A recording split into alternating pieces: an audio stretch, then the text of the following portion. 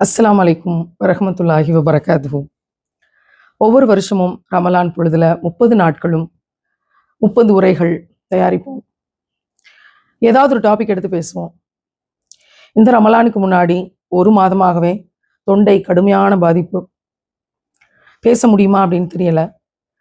தவக்கல்து அலல்லாஹ், அல்லாஹ்ட்டயே எல்லாத்தையும் ஒப்படைச்சிட்டு, படைத்த இறைவனிடமே அனைத்து பொறுப்பையும் ஒப்படைச்சிட்டு இந்த ரமலான் சீரீஸை தொடங்குறேன். அல்ஹம்துலில்லாஹ், அல்லாஹ்வுக்கே எல்லா புகழ்.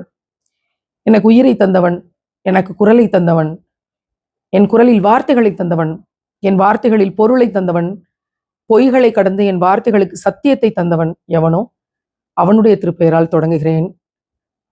இறைவனின் திருப்பெயரால். கடந்த 5 ஆண்டுகள் எனக்கு இஸ்லாம் கிடைச்சதுல இருந்து இப்போ வரைக்கும் என்னை எந்த புக்ஸ் எல்லாம் என்னை பாதிச்சது, என்னை நெறிப்படுத்துச்சு, என்னை வளர்த்துச்சு, என்னை ஆறுதல் சொல்லுச்சு, எனக்கு தட்டி கொடுத்துச்சு, என்னை கைப்பிடிச்சு கொண்டு போச்சு, அல்லாஹ்வின் நெருக்கத்தை ஏற்படுத்துச்சு, நான் உயிரினும் மேலாக நேசிக்கும் உத்தம நபிகள் நாயம் ஸல்லல்லாஹு அலைஹி வஸல்லம் அவர்கள் என்ற இடத்துக்கு என்னை கொண்டு போச்சு. அந்த புத்தகங்களை தினமும் ஒரு புத்தகம் அப்படின்னு உங்களோடு பகிர்ந்துக்கலாம்னு நான் நினைக்கிறேன்.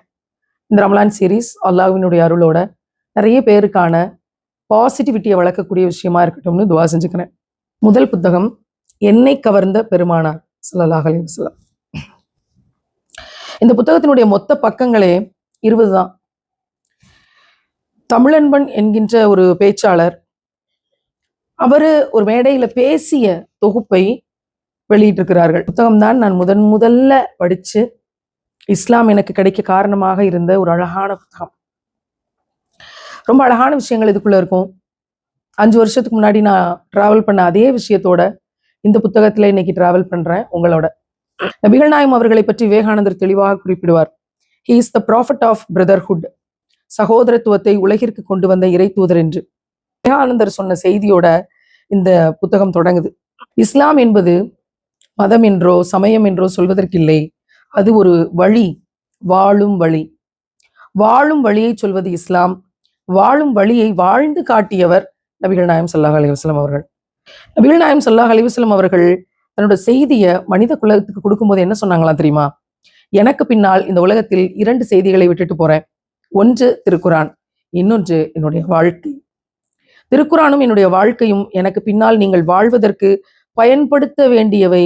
இப்படி தெளிவாக நபிகளார் எடுத்து சொல்லிவிட்டு சென்றுள்ளார்கள். திருக்குரான் வேற, நபிகளாருடைய வாழ்க்கை வேற என்பது கிடையாது. நபிபெருமானாரின் துணைவியார் ஆயிஷா நாச்சியார் அவர்கள் கூறும்போது அவர் வாழ்க்கை திருக்குரானாக இருந்தது என்று சொன்னார்கள். திருக்குரானிலேயே நீர் அழகிய முன்மாதிரியாய் படைக்கப்பட்டிருக்கிறீர் என்று அவருடைய வாழ்க்கையின் வருகை எப்படிப்பட்டது என்று சொல்லப்பட்டிருக்கிறது. சுபஹானல்லாஹ். இந்த இடத்துல நான் நிறுத்தி என்னையும் உங்களையும் சேர்த்து இந்த கேள்வியை நான் கேட்டுக்கொள்ள விரும்புறேன். திருக்குரானையும் ரசூலுல்லாவோட வாழ்க்கையையும் உங்களுடைய வாழ்க்கைக்கு பயன்படுத்திக் கொள்ளுங்கள் என்று ரசூலுல்லாவே நமக்கு சொல்லி கொடுத்துட்டு போனாங்க. நம்முடைய வாழ்க்கைக்கு அதை பயன்படுத்தணுமா? நபிகளாரினுடைய வாழ்க்கையை நம்முடைய வாழ்க்கை வாழ்வதற்கு நாம் பயன்படுத்துகிறோமா? நம்முடைய வாழ்க்கை வாழ்வதற்கு பணம் பயன்படுகிறது, நம்முடைய வாழ்க்கை வாழ்வதற்கு உறவுகள் பயன்படுகிறார்கள், நம் வாழ்க்கை வாழ்வதற்கு பேரு, புகழ், பதவி, சோறு, உணவு, உடை, இருப்பிடம், நம் வாழ்க்கை வாழ்வதற்கு எல்லாம் பயன்படுகிறது. இவை எல்லாவற்றுக்கும் உள்ள நம்முடைய வாழ்க்கை வாழ்வதற்கு நபிகளாரினுடைய வாழ்க்கை பயன்பட்டதா? எப்படி, எதை வச்சு சொல்றது? ரசூலுல்லாஹ் பொய் சொன்னதே இல்லை, நம்ம பொய் சொல்லாம வாழ்றோமா? அப்படி வாழ்ந்தால் நபிகளாருடைய வாழ்க்கை நம் வாழ்க்கை வாழ பயன்பட்டு இருக்கிறது. தன்னுடைய சொத்துக்களை எல்லாம் ஏழைகளுக்கு உணவளிக்கவும் ஏழைகளை விடுதலை செய்வதற்கும் இந்த சமூக சீர்திருத்த பணிகளுக்காகவும் செலவிட்டார்கள். நாம் அதை நம்முடைய வாழ்க்கையில் கடைபிடிக்கிறோமா? அப்படி கடைபிடித்தால் நபிகளாரின் வாழ்க்கை நம் வாழ்க்கையை வாழ பயன்பட்டிருக்கிறது அப்படின்னு நம்ம எடுத்துக்கலாம். இப்படி நிறைய சொல்ல முடியும். நமக்கு நிறைய தெரியும், நபிகளாருடைய வாழ்க்கை நமக்கு நிறைய தெரியும். நம் வாழ்க்கை வாழ்வதற்கு நபிகளாரின் வாழ்க்கையை நாம் பயன்படுத்துகிறோமா? ஏன் பயன்படுத்தணும் அப்படின்னா, ரசூலுல்லாஹ் என்னுடைய வாழ்க்கை நீங்கள் உங்கள் வாழ்க்கை வாழ்வதற்கு பயன்படுத்துங்கள், திருக்குரானையும் என்னுடைய வாழ்க்கையும் உங்கள் வாழ்க்கை வாழ பயன்படுத்துங்கள் சொல்லிட்டு போனாங்க இல்லையா? இந்த கொஸ்டினை கேட்டுக்கிருவோம், நம்மளே அகத்தாய்வு செய்வோம். நம்ம பயன்படுத்துறோமா இல்லையா?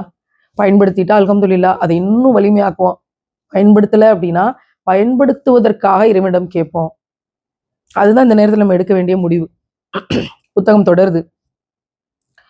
நபி பெருமானார் இறை தூதராக வந்து மனித குலத்திற்கு மனித நேயத்தை புகட்டினார்கள். மனிதராகவே வாழ்ந்து சென்றார்கள்.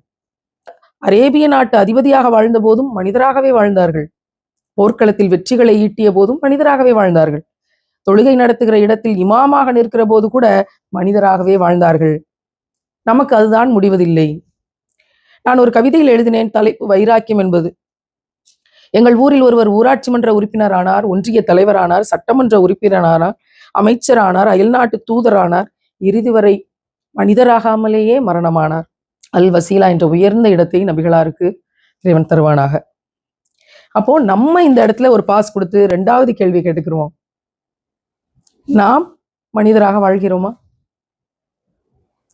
மனிதனா வாழ்றதுக்கு என்ன ஸ்கேல் அப்படின்னா நிறைய விஷயம் இருக்கு. அதுல 1 எடுப்போம். கஷ்டப்படக்கூடிய 10 விஷயத்தை பார்த்தா ஏதாவது ஒரு விஷயத்துக்காவது மனசு இறங்கி அவங்களுக்கு தம்மிடம் இருப்பதை பகிர்ந்து கொடுத்து உதவணும். அவங்களுடைய கஷ்டங்களை கேட்கும்போது கண்ணில் கண்ணி தண்ணி வரணும். உள்ளத்துல இந்த பக்கம் குத்தி அந்த பக்கம் அந்த கடினை வெளியே கொண்டு வரணும். அப்படி இருந்தால் அதற்கு பெயர் கருணை. அப்படியான கருணை இருந்தால் நம்ம மனுஷனா தான் வாழ்ந்துட்டு இருப்போம். ஏன்னா இன்னொரு மனுஷனோட கவலை நம்மளை பாதிக்குது. அவன் படுற கஷ்டம் நமக்கு கவலை அளிக்குது. அவன் படுற துயரம் நம்ம கண்ணில் கண்ணீர் தண்ணியை வர வைக்குது. மனுஷனா தான் வாழ்ந்துகிட்டு இருக்கிறோம். இன்னும் மரமாவோ கல்லாவோ இருக்கல. மாரல் அண்ட் வேல்யூஸோட மதிப்பீடுகள்னு சொல்றமே, உயர்ந்த நற்குணங்கள், அந்த மாரல் அண்ட் வேல்யூஸோட வாழ்ந்தா மனுஷன். அப்படி இல்லைன்னா பேருக்கு மனுஷன். இந்த இடத்துல இந்த புத்தகம் இந்த கேள்வி 2வது கேள்வியை நம்ம இடத்துல கேட்கிறதா என்னையும் உங்களையும் கேட்டுக்கிறோம், அகத்தாய்வு செய்வோம். நாயம் ஸல்லல்லாஹு அலைஹி வஸல்லம் அவர்கள் ஒரு மனிதராக, ஒரு ஏழையாக உலகத்தில் வாழ்க்கையை தொடங்கி மனிதராக வாழ்ந்து மறைகிற போதும் எந்த சொத்தையும் வைத்து விட்டு போகவில்லை. அரேபிய நாட்டு அதிபதியாக ரசூல்லா வாழ்ந்தாங்க. வாழ்ந்து மறைகிற போது கூட ஒரு சாதாரண ஈச்சம்பாயில் தான் அவர்கள் மரணித்தார்கள். ஒட்டு போட்ட சட்டையோடு. அப்பொழுதும் கேட்கிறார்கள், நான் யாருக்கேனும் எதையேனும் தர வேண்டி உள்ளதா? சாதாரணமான மனிதர் போகிற போது எப்படியெல்லாம் கடன்கள் வாங்கி வைத்து விட்டு போகலாமோ அப்படியெல்லாம் வாங்கி வைத்து விட்டு போய்விடுவார். ஆனால் நபிகள் நாயகம் ஸல்லல்லாஹு அலைஹி வஸல்லம் அவர்கள் கடைசி வேளையில் நான் யாருக்காவது ஏதேனும் தர வேண்டியுள்ளதா என்று கேட்டார்கள். பக்கத்தில் இருந்தவர்கள் சொன்னார்கள், நீங்கள் யாருக்கோ 3 திர்ஹம்கள் தருவதாக சொன்னீர்கள், ஆனாலும் அது நீங்கள் செலுத்த வேண்டிய கடன் அல்ல. உடனே நபிகளார் சொன்னார்கள், உடனே அதை தந்து விடுங்கள், நான் கடனாளியாக இறைவனை சந்திக்க விரும்பவில்லை. சுப்ஹானல்லாஹ். உலகத்துக்கே வெளிச்சமாக வந்த நபிகள் நாயகம் ஸல்லல்லாஹு அலைஹி வஸல்லம் அவர்கள் ஈச்சம்பாயில் ஒட்டு போட்ட துணியோடு மரணித்தார்கள்ன்ற இந்த வார்த்தையை படிக்கிற போது கண்கள் பணிக்காமல் இருக்க முடியவில்லை, உள்ளம் உருகாமல் கடந்து போக முடியவில்லை. இன்றைக்கு இறைவன் எத்தனை வசதிகளை நமக்கு தந்திருக்கிறான். நாம் நியாயம் செய்திருக்கிறோமா? நபிகளாரின் உம்மத்தாக இருந்து அதற்கு நியாயம் செய்திருக்கிறோமா என்ற கேள்வி மிக பெருசா உள்ளத்துல ஈட்டியாக பாயுது. அந்த ஈச்சம்பாயில் மரணித்தார்கள் அப்படிங்கிற அந்த செய்தி முதல் முறையாக இந்த புத்தகத்தை படித்த போது பெருசா பாதிச்சு. எவ்வளவு எளிமையாக இருந்திருக்கிறாங்க அப்படிங்கிற அந்த உணர்வு எனக்கு முதன்முறையாக வாழ்க்கையில் எளிமையாக இருக்கணும்னு சொல்லி கொடுத்துச்சு. அதுக்கு முன்னாடி என்னுடைய பட்டிமன்ற மேடைகள், என்னுடைய ஆடம்பர வாழ்க்கைகள், இதெல்லாம் வாழ்க்கையில் அடையணும், இந்த மாதிரியெல்லாம் வாழணும்னு நினைச்சிருந்த என்னோட வைராக்கியத்தை உடைச்சு நொறுக்கி சுக்கு நூறாக்கி எளிமையாக வாழ வேண்டியது அப்படிங்கிறத சொல்லி கொடுத்தது இந்த ஈச்சம்பாய். இவன் மிக பெரியவன். 40 வயதில் தேர்ந்தெடுத்து ரசூல்லாவின் கைகளில் தந்தான். இல்லாமல் போயிருந்தால் நான் இல்லாமல் போயிருந்திருப்பேன். அந்த புத்தகம் இப்படி தொடருது. பத்ர் போர்க்களத்திலிருந்து பிடித்து வரப்பட்ட போர் கைதிகளை பார்த்து, இங்க யார் யாருக்கு எழுத படிக்க தெரியுமோ அவங்க எல்லாம் இங்குள்ள எழுத படிக்க தெரியாதவர்களுக்கு எழுத படிக்க கற்பித்துக் கொடுத்தால் அவர்களுக்கெல்லாம் விடுதலை என்று அறிவித்தார்கள். கைதிகள் விடுதலையாவதற்கு அவர்களுடைய கல்வி துணையாக இருந்திருக்கிறது. கைதிகளாய் இருப்பவர்களுடைய கல்வியை பயன்படுத்தி கொள்ள விரும்பினார்கள். நபிகள் நாயகம் ஸல்லல்லாஹு அலைஹி வஸல்லம் என்றால் அவரை எழுத்தறிவில்லாதவர், பாடம் பயிலாதவர் என்று சொல்ல முடியுமா? புனித போரில் மாண்டு போன 1000 பேருக்கு எடுக்கப்படுகிற ஜனாசா தொழுகையில் கலந்து கொள்வதற்கு சமமானது அறிவோடு சேர்ந்து இந்த உலகத்தின் படைப்புகளை பற்றி எண்ணி பார்ப்பது என்று நபிகளார் சொன்னார்கள். சுப்ஹானல்லாஹ். இறைவன் தந்த அறிவோடு இந்த சூரியனை, இந்த அறிவோடு இந்த நிலவை, இந்த அறிவோடு இந்த கோள்களை, இந்த அறிவோடு இந்த அண்ட சராசரத்தை, இந்த அறிவோடு இந்த நட்சத்திரங்களை, இந்த அறிவோடு இந்த வானத்தை, இந்த அறிவோடு இந்த பிரபஞ்சத்தை, இந்த ஒட்டுமொத்த இந்த உலகின் படைப்புகளையும் ஆகாயத்திலையும் பூமியிலும் இருக்கிற எல்லா படைப்புகளை பற்றி அறிவோடு சிந்தித்து பார்ப்பது, அறிவியலோடு சேர்த்து பார்ப்பது எதுக்கு சமம்? 1000 பேர் அல்லாவுக்காக வீரமரணம் அடைந்த அந்த ஜனாசா தொழுகையில கலந்துகிட்டதுக்கு சமமா. இவ்வளோ பெரிய விஷயம் இந்த அறிவோடு சேர்த்து உலகத்தின் படைப்புகளை. இப்ப இந்த இடத்துல நிப்பாட்டி 3வது கேள்வியை கேட்டுக்குவோம். நானும் நீங்களும் உலகத்தின் படைப்புகளை அறிவாற்றலோடு சேர்த்து இணைத்து பார்க்கிறோமா? அப்படி பார்த்தா இந்த அண்ட சராசரத்தையும் கோள்களையும் ஒன்றோடு ஒன்று ஒட்டி உரசாமல் அதோட நேர்கோட்டுல, அதோட வளைவுல, அதோட இயக்க பாதையில சுற்றி கொண்டிருக்கிற அந்த தன்மையை பார்த்தால் நான் தான் பெரியவன் மனுஷன் இங்க சொல்ல முடியுமா? ஆராய்ச்சி பண்ணி முடிச்சவங்க சொல்றாங்க, இந்த பூமி என்பது ஒரு சின்ன தூசி இந்த பிரபஞ்சத்துல.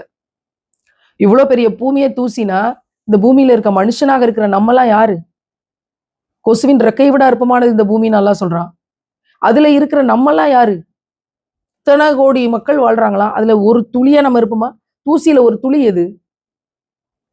இது தெரிஞ்சுக்கிட்டா நான் தான் பெரியவன் மனுஷன் சொல்ல மாட்டான். யார் தெரியுமில்ல அப்படின்னு மனுஷன் சொல்ல மாட்டான். திமிரா பேச மாட்டான், கெட்ட வார்த்தை பேச மாட்டான், பொய் சொல்ல மாட்டான், ஏமாத்த மாட்டான், பெண்களை ஏமாத்தி நடுத்தருவுல விட மாட்டான், கொலை செய்ய மாட்டான், கொள்ளையடிக்க மாட்டான், திருட மாட்டான், விபச்சாரம் செய்ய மாட்டான், ஆணவம் கொண்டு அலைய மாட்டான். அப்போ அறிவோடு சேர்ந்து இந்த உலகத்தின் படைப்புகளை பார்க்க வேண்டிய அவசியம் எப்படி இருக்கு பார்த்தீங்களா? அதனாலதான் அவ்வளவு உயர்வான விஷயத்தோடு ஒப்பிட்டு சொல்லப்படுகிறது என்றால் இந்த 3வது கேள்வியை நம்ம கேட்டுக்கொள்வோம். உலகத்தின் படைப்புகளை அறிவோடு சேர்த்து நாம் எண்ணி பார்க்கிறோமா? அகத்தாய்வு செய்வோம். ஒரு எழுத்தாளனின் பேனாமை போர்க்களத்திலே சிந்தப்படுகிற குருதிக்கு சமமானது. சுபஹானல்லாஹ். இவையெல்லாம் மக்கள் கல்வி கற்க வேண்டும் என்ற அன்னலாரின் அக்கறையை, முயற்சியை காட்டுகிறது. இமாம் கசாலி அவர்கள் ஒரு பொருளை வாங்கும்போது ஒரு குன்றிமணி அளவு குறைத்து வாங்குவாங்களாம். கொடுக்கிற போது குன்றிமணி அளவு சேர்த்து கொடுப்பாங்களாம். இதுதான் சிறந்த வாணிகம், தீன் வழி வாணிகம். நாயகம் ஸல்லல்லாஹு அலைஹி வஸல்லம் அவர்கள் சொல்லிக் கொடுத்த வாணிகம்னு சொல்லுவாங்களாம். ஆனால் நாம் இன்றைக்கு கடைக்கு போறப்பவே உயர்ந்த சரக்கை மலிவான விலையில வாங்கிடணும்னு நினைச்சு போறோமா? அதே மாதிரி கடைக்காரர் என்ன நினைக்கிறாரா? இருக்கிறதுலேயே மட்டமான சரக்கை அதிக விலைக்கு வித்துடலாம் அப்படின்னு முயற்சி செய்யறாராம். இந்த 2 பேருக்கு மத்தியில் தான் இருக்கிறது வியாபார சாமர்த்தியம். ஆனால் நாயகம் ஸல்லல்லாஹு அலைஹி வஸல்லம் அவர்கள் வியாபாரம் உட்பட வாழ்வின் எல்லா துறைகளையும் வழிபாடாக, இபாதத்தாக மாற்றினார்கள். இந்த வியாபாரம்னு வரும்போது இன்னைக்கு நான் யோசிச்சு பார்க்கிறேன். உதவிக்கரம் உடல்நல அங்காடி, இது தோழியர் அங்காடி அப்படின்னு நம்ம விதவைகளுக்காக உலகத்திலேயே முதலாக உங்களுக்கு இலவசமாக மளிகை கிட்டுகளை மாதம் கொடுக்கணும்னு ஒரு நிறுவனத்தை தொடங்கியிருக்கோம். இது சாத்தியமா? இது எப்படி நடக்குங்கிறதெல்லாம் இறைவனோட கையில இருக்கு. இறைவன்கிட்ட பொறுப்பு ஒப்படைச்சிட்டு இந்த வேலையை தொடங்கியிருக்கோம். ஆனா உலகத்திலேயே இது விதவைகளுக்காக தொடங்கப்பட்ட முதல் நிறுவனம் அப்படிங்கிறதுல ரொம்ப பெரிய ஆறுதல், சந்தோஷம்னு சொல்ல முடியாது, ஆறுதல். ஏன்னா வலிக்குது அவங்கள பத்தி நினைச்சு பார்க்கும்போது, அவங்களோட வாழ்க்கை வரலாறுகளை எல்லாம் கேட்ட போது. அப்படி இருக்கும்போது அவங்களுக்காக இந்த வியாபாரம் செய்யணும் அப்படின்னு நான் யோசிக்கும் போது, உலகத்தரமான பொருட்களை கொடுக்கணும்.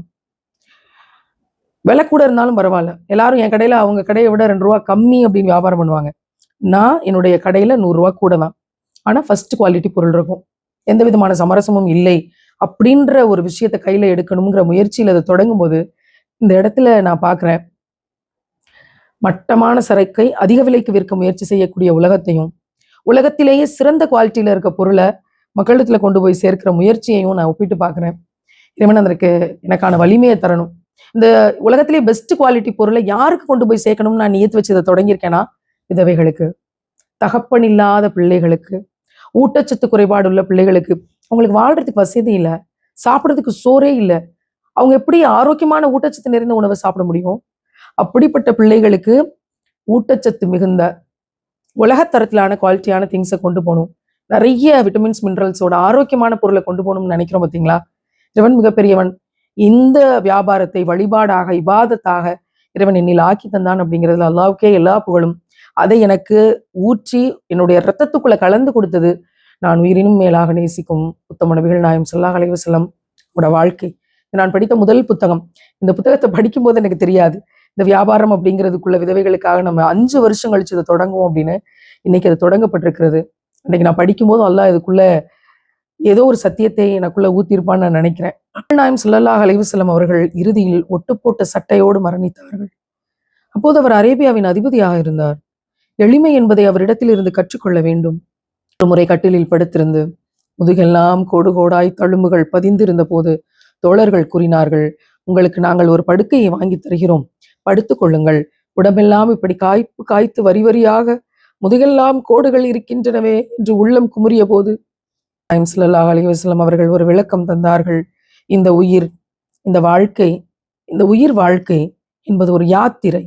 இந்த பயணத்திலே ஒரு சிறிது நேரம் தங்குவது போல் இந்த உலக வாழ்க்கை எனக்கு கிடைத்திருக்கிறது. மரநிழலில் யாத்திரை செய்பவன் தங்குவது போல இந்த உலகத்தில் வாழ்க்கையை பெற்றிருக்கிறேன். யாத்திரை செய்கின்றவன் மரநிழலில் தங்கி பின்னாடி புறப்படும் போது நிழலை சுருட்டி கொண்டா போவான் என்று கேட்டார்கள். சுபஹானல்லாஹ். இறைவன் பரிசுத்தமானவன். 5 ஆண்டுகளுக்கு முன்னாடி ஒரு கார்ல பயணப்பட்டு போய் கொண்டிருக்கும் போது இதை படிக்க படிக்க இந்த வார்த்தை, மர நிழலில் தங்கி புறப்படுகையில் நிழலை சுருட்டி கொண்டா போக முடியும் என்று கேட்ட அந்த வார்த்தை என்னோட உள்ளத்தை உலுக்கி போட்டுச்சு. போதும் இதை படிக்கிற போது அதே உணர்வு. இந்த உலகத்தின் மீது ஒரு பற்றற்ற தன்மையை ஏற்படுத்துவதற்கு ஆகப்பெரிய தொடக்கம் இந்த வரி. என்னோட வாழ்க்கையில மரநிழலில் தங்கி புறப்படும் போது நிழலை சுருட்டி கொண்டா போக முடியும். இந்த 5 வருஷத்துல எப்பெல்லாம் பெரிய பாதிப்பு இந்த உலகம் சார்ந்து வந்துச்சோ அப்பெல்லாம் அந்த வார்த்தை எனக்கு ஞாபகம் வந்துட்டே இருந்துச்சு. நிழலை சுருட்டி கொண்டா போக முடியும். இந்த இடத்துல 4வது விஷயமா நீங்களும் நாங்களும் இந்த இடத்துல கேட்டுக்கொள்வோம், நாம் நிழலை சுருட்டி கொள்ள ஆசைப்படுகிறோமா? அது உறவுகளா இருக்கட்டும், நட்புகளா இருக்கட்டும், சமூகமா இருக்கட்டும், கணவரா இருக்கட்டும், தந்தையா இருக்கட்டும், பெற்ற பிள்ளைகளா இருக்கட்டும், யாரா வேணா இருக்கட்டும், இவர்களையெல்லாம் நாம் சுருட்டி கொள்ள ஆசைப்படுகிறோமா? எனக்கு தான், எனக்கு மட்டும்தான், நான் தான் சொந்தம், எனக்கு தான் சொந்தம், அப்படி இந்த உலகத்துல எதுவும் சொந்தம் இல்லை, பற்றற்று கடந்து வாங்கன்னு இதை விட எப்படி சொல்றது? எங்க பற்று வைக்கிறோமோ அங்கதான் பிரச்சனை வருது, அங்கதான் எதிர்பார்ப்பு வருது, எக்ஸ்பெக்டேஷன் அப்படின்னு சொல்ற ஆபத்து வருகிறது. பற்றற்று கடந்து வாங்க அப்படின்னு சொல்றத மரநிழலில் தங்கி புறப்படுகையில் நிழலை சுருட்டி கொண்டா போக முடியும் என்று நபிகள் நாயகம் ஸல்லல்லாஹு அலைஹி வஸல்லம் அவர்கள், நாம் உயிரினும் மேலாக நேசிக்கும் உத்தம தலைவர், நம் தலைவர் கேட்டார்களே, அப்படி நம்ம நிழலை சுருட்டி கொண்டு போக முடியாதுன்ற மாதிரி வாழ்றோமா, இல்ல சுருட்டிட்டு போற மாதிரி வாழ்றோமா? அகத்தாய்வு செய்வோம். பத்ர் போர், தோற்று போனவர்களை பிடித்து கொண்டு வந்த போது அந்த அடிமைகளில் தன் வீட்டு வேலைகள் செய்வதற்கு ஒருவர் தேவை என்று தான் ஈரக்குலை என்று சொன்ன தன்னுடைய மகள் ஃபாத்திமா நாச்சியார் அவர்கள் கேட்டார்கள். தம்முடைய அருமை மகளுக்கு திருமணமான போது மாவரைக்கும் ஒரு கல், மாவு ஓடும் ஒரு பை, இதைத்தான் கொடுத்தார்கள் நபிகள் நாயகம் ஸல்லல்லாஹு அலைஹி வஸல்லம் அவர்கள். நபி பெருமானாரின் மகள் கேட்கிறார், போர்க்களத்தில் இருந்து பலரை கைதியாக கொண்டு வந்துள்ளீர்களே, என்னுடைய வீட்டுக்கு ஒரு ஆள் தந்து உதவக்கூடாதா என்று. அந்த மகளை தன் மடி மீதும் மார் மீதும் போட்டு கொஞ்சி கொஞ்சி போட்டு வளர்த்தார்கள் நபிகளார். அப்படிப்பட்ட மகள் தண்ணீர் இறைத்தும் மாவரைத்தும் காய்ப்பு காய்த்து இருந்த கைகளை பார்த்து கண்ணீர் மல்க கூறுகிற நபிகள் நாயகம் ஸல்லல்லாஹு அலைஹி வஸல்லம் அவர்கள், மகளே, உனக்கு தருவதற்கில்லை. தந்தையை இழந்த குடும்பங்கள் இருக்கும், தனையனை பறிகொடுத்த குடும்பங்கள் இருக்கும், அவர்கள் வீட்டுக்கு இவர்கள் உதவி செய்ய அனுப்பப்படுவார்களே தவிர உனக்கு தருவதற்கில்லை மகளே. போய் இறைவன் மீது பாரத்தை போட்டுவிட்டு வேலைகளை செய் என்று சொல்லிவிட்டார்களாம். 5 ஆண்டுகளுக்கு முன்னால் இந்த புத்தகத்தை படித்த போது என் உள்ளத்தை உலுக்கி போட்ட வார்த்தைகள் இன்னும் அப்படியே உள்ளத்தை உலுக்கி கொண்டே இருக்கிறது. எப்பேற்பட்ட தந்தை, இப்பேற்பட்ட வழிகாட்டுதல். அனாதைகளின் மீது இப்படி ஒரு மனிதருக்கான கரிசனம் உலகத்தில் வேறு எங்காவது யாரையாவது பார்க்க முடியுமா? உலகத்தின் மாமனிதர்களை எல்லாம் படித்துவிட்டு இவற்றை சொல்லுகிற ஒரு சிறு வாய்ப்பை இறைவன் எனக்கு தந்திருக்கிறான். 5வது கேள்வியாக நாம் நமக்குள் கேட்டுக்கொள்வோம், நம்முடைய வாழ்க்கையை, நம்மிடம் இருக்கக்கூடிய பொருட்களை, நம்மிடம் இறைவன் தந்த செல்வங்களை நாம் பெற்றெடுத்து வளர்த்த பிள்ளைகளுக்கென்று தாரை வார்க்க தயாராக இருக்கிறோமா, அல்லது அனாதைகளுக்காக, ஏழைகளுக்காக கொடுக்க தயாராக இருக்கிறோமா? இதோ பதில். நபிகள் நாயகம் ஸல்லல்லாஹு அலைஹி வஸல்லம் அவர்கள் வாழ்க்கையில் நமக்கு காட்டி கொடுத்த பதில். என்ன செய்து கொண்டிருக்கிறோம் நம்முடைய செல்வங்களை வைத்து? இறைவன் நமக்கு தந்த அருட்கொடைகளை வைத்து யாருக்கு தருகிறோம்? பெற்ற மகளுக்கா, அனாதைகளுக்கா? அகத்தாய்வு செய்வோம். காபாவிலே ஏகப்பட்ட சிலைகள் இருந்தன. அந்த சிலைகளை எல்லாம் தம்முடைய அருமை மருமகனார் அலியின் தோள் மீது நின்று கொண்டு கோலினால் தட்டி தட்டி தகர்த்தார்கள். இவையெல்லாம் இறைவன் அல்ல, மனிதன் படைத்த உருவங்கள் என்று. இல்லை இல்லை, இவையெல்லாம் இறைவன் இல்லை என்று தெளிந்தால்தான் அதற்கு பிறகு இறைவன் யார் என்று உணர முடியும். லா இலாஹா இல்லல்லாஹ், இல்லை என்ற எதிர்மறை சொல்லிலிருந்து கலிமா தொடங்குகிறது. இவையெல்லாம் கடவுள் இல்லை என்று கட்டாயமாக உணர்ந்தார்கள். தன்னை தோளிலே சுமப்பதில் சற்று சிரமம் ஏற்படும் மருமகனை பார்த்து நகைச்சுவையாய் சொன்னார்கள், என்னப்பா, நபித்துவத்தின் கணம் தாங்க முடியவில்லையா? அதற்கு பிறகு மருமகனை தன் தோள் மீது நிற்க வைத்து கோலை கொடுத்து தட்டப்பா என்று சொல்லி எல்லா உருவங்களையும் தட்டி தகர்த்தெறிய செய்தார்கள். சுபஹானல்லாஹ். இதை படிக்கும்போது என்னுடைய உள்ளத்தில் இருந்த அனைத்தும், எதெல்லாம் இறைவன் இல்லை என்று இருந்ததோ அதையெல்லாம் தட்டி தகர்த்தெறியப்பட்ட இடம் இந்த இடம் நான் நினைக்கிறேன். ஏண்டா 5 வருஷத்துக்கு முன்னாடி என்னோட வாழ்க்கை எப்படி இருந்தது, இறைவனை தேடி என்னோட பயணம் எப்படி இருந்தது, இங்கெல்லாம் அலைஞ்சு திரிஞ்சு தேடினோம், எங்கேயும் நிம்மதி கிடைக்கல. சடங்கு சம்பிரதாயங்கள், மூட நம்பிக்கைகள் அத்தனையும் இந்த புத்தகத்தை படிக்கும்போது இந்த கோலால் தட்டி எறியப்பட்டது. சுபஹானல்லாஹ். இறைவன் மிகப்பெரியவன். சுபஹானல்லாஹ். என்னை கவர்ந்த பெருமானார் ஸல்லல்லாஹு அலைஹி வஸல்லம் அவர்கள். இந்த புத்தகம் 20 பக்கம் கொண்ட இந்த புத்தகம் ஒரு 5 கேள்விகளை இன்னைக்கு நீங்களும் நாங்களும் கேட்டுக்கிட்டு இருக்கோம். இந்த 5 கேள்விகளை மறக்காமல் இதுக்கான பதிலை நாம் தேடுவோம். பதில் பாசிட்டிவா இருந்துட்டா ரொம்ப சந்தோஷம். கொஞ்சம் இப்படி அப்படியுமா இருந்துச்சுன்னா நம்ம இறைவன்கிட்ட கேட்போம். இதை சிறப்பாக்கி, யா அல்லாஹ் இந்த 5 கேள்விக்கும் உனக்கு பிடிச்ச ஒரு பதில் இருக்கும்ல, அந்த பதில் படி என் வாழ்க்கையை நீ மாத்துன்னு கேட்போம். இறைவன் என் வாழ்க்கையை எப்படி மாற்றினான், அவனுக்கு பிடித்ததைப் போல இந்த 5 கேள்விக்குமான பதிலை இறைவன் என் வாழ்க்கையில் மாற்றினான். அதற்கு இந்த 5 ஆண்டுகள் சாட்சி. இந்த 5 கேள்விகளுக்கான 5 பதிலில் இந்த 5 ஆண்டுகளை இறைவன் எனக்கு தந்து செப்பனிட்டான் என்பது என் வாழ்க்கையினுடைய அத்தாட்சி. ரமலான் பொழுதுல நோன்பு நோற்று நிறைய நல்ல அமல்கள் ஏழைகளுக்காகவும் அனாதைகளுக்காகவும் செய்து குர்ஆனுடைய பாதையில நின்று, அது ஒரு தண்டவாளம்னா இன்னொரு தண்டவாளம் ரசூலுல்லாவோட வாழ்க்கை. அவங்க சொல்லி கொடுத்ததுபடி நடக்கக்கூடிய பாக்கியம். இது ரெண்டையும் ஒண்ணா எடுத்துக்கிட்டு போய் நம்முடைய உள்ளத்தை தூய்மைப்படுத்தி ஈருலக வெற்றியை அடைய இறைவன் நமக்கு அருள் செய்வானாக. நாளை இன்னொரு புத்தகத்தோடு ரமலானினுடைய என்னை வளர்த்த புத்தகங்கள் பகுதியில சந்திப்போம் இன்ஷா அல்லாஹ்.